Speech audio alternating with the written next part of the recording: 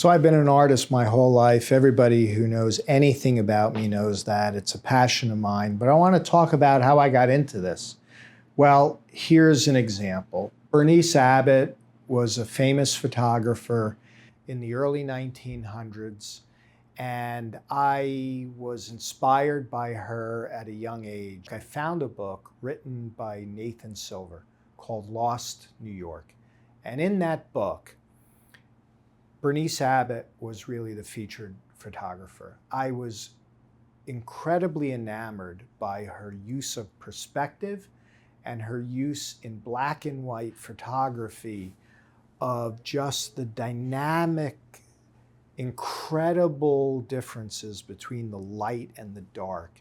And that really was, I would say, my number one inspiration in my artwork and paintings.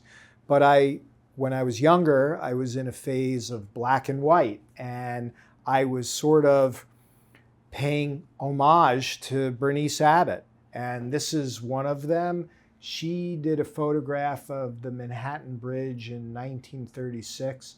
I sort of changed it a little bit. This is a copy of my original black and white silvered graphite drawing, and this is one of them.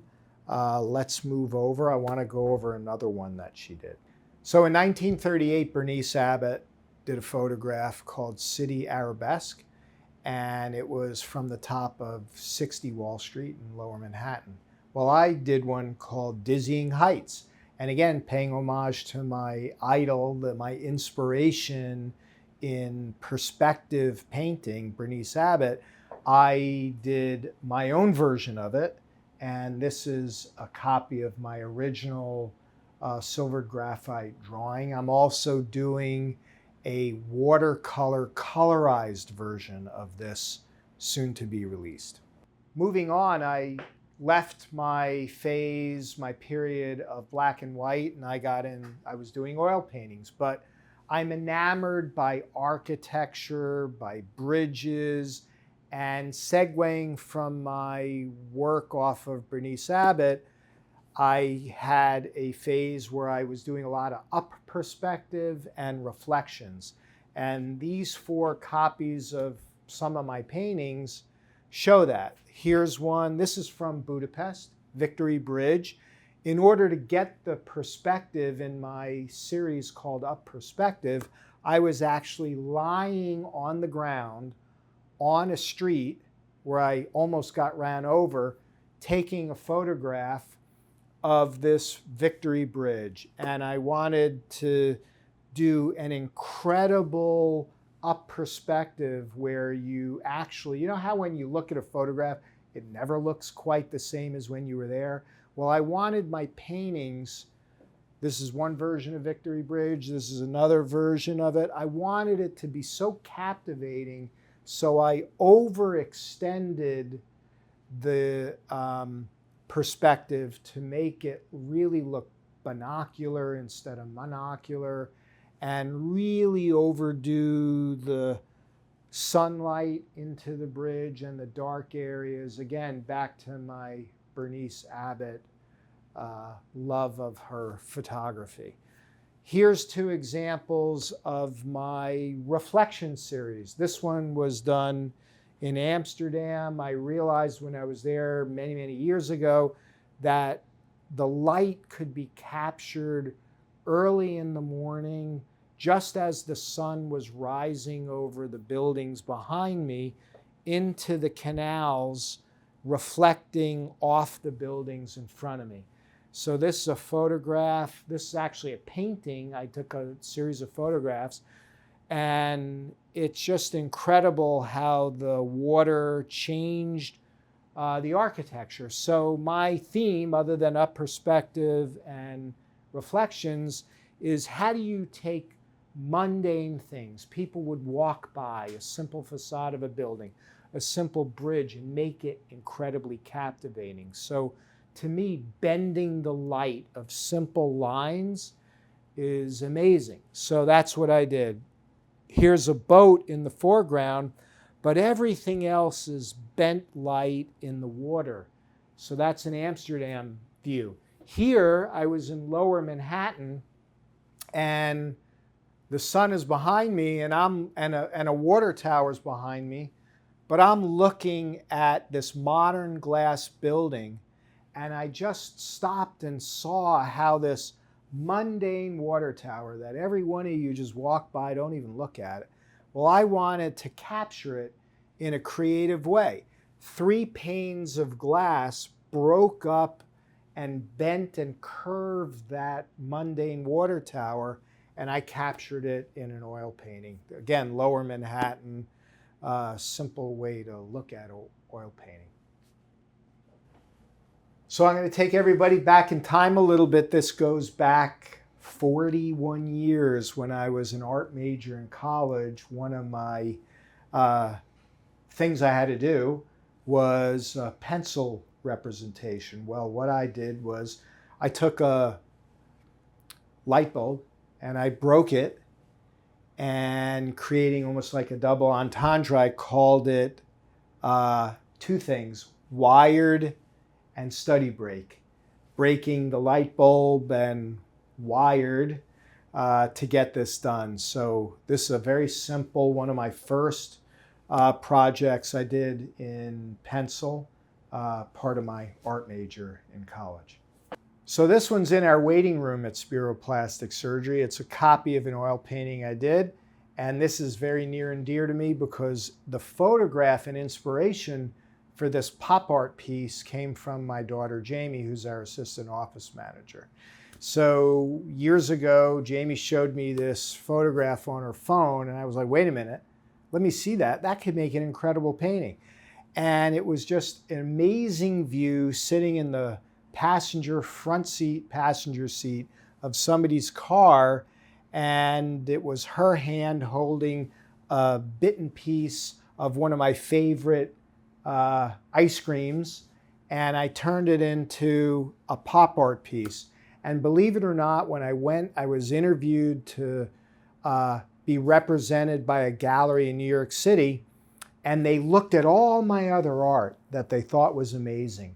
And when they got to this piece, this is what sold the gallery on showing my art. And I said to the person who was the gallery owner, I said, you passed through my up perspective, which you thought was amazing, and my reflections, and you were stunned and stopped dead in your tracks with the pop art piece.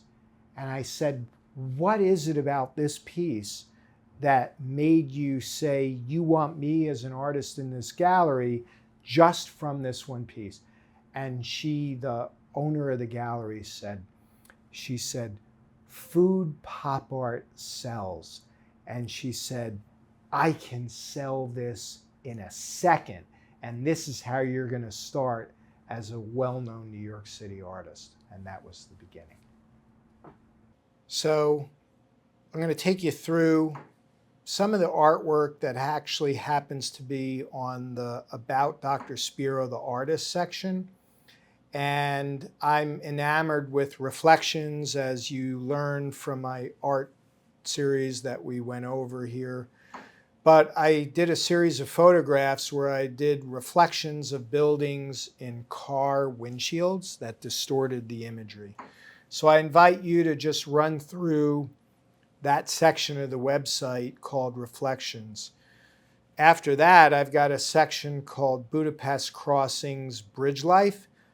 Again, I'm fascinated by architecture and particularly bridges. So I've got, like, on that part of the website, 5 different views of Victory Bridge in Budapest that I did a whole series of paintings on. We've got my graphite series that I did, and I invite you to look at that.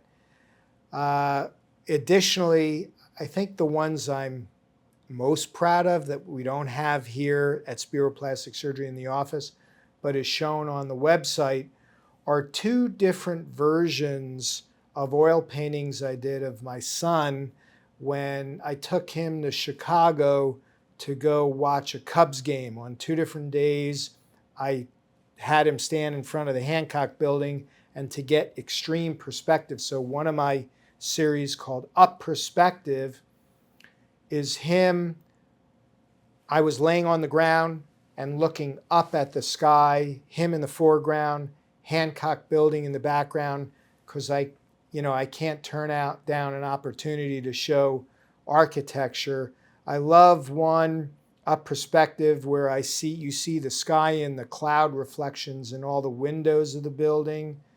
And I love the gold leaf in the eagle shirt he's wearing, which is fantastic. Many of you will recognize the designer of that shirt, but I love it. And then the one where he's wearing a Cubs jersey, different day and different sunlight, and I just love those. So I invite you guys to really focus on looking at that.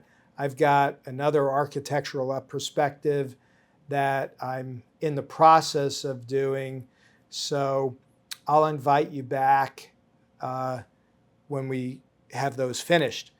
Lastly, I want to just take you through what's behind the Art Basel 2018 Miami Art Week, where I got invited to do a mural, and I kind of had to fib my way through the invitation, and also when I did the interview for it. I had to go down to Miami and interview for the spot to get a 34 foot by 14 foot mural to do for Art Basel Miami Art Week 2018.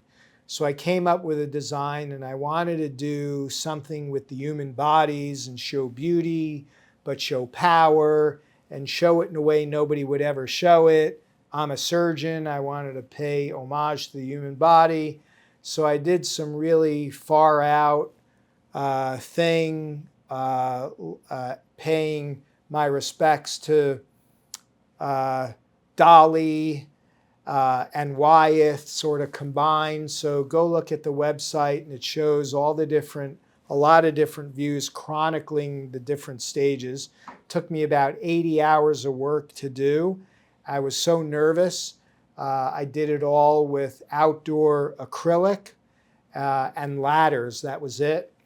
And I was really worried it would be a disaster, but it ended up receiving many, many accolades. I was invited back to do, and I've got to figure out when I'm going to go back there and do it. And I actually got offered a commission from Royal Caribbean to paint one of their boats, which I never took them up on. But anyway, that's it. I hope you enjoy the art.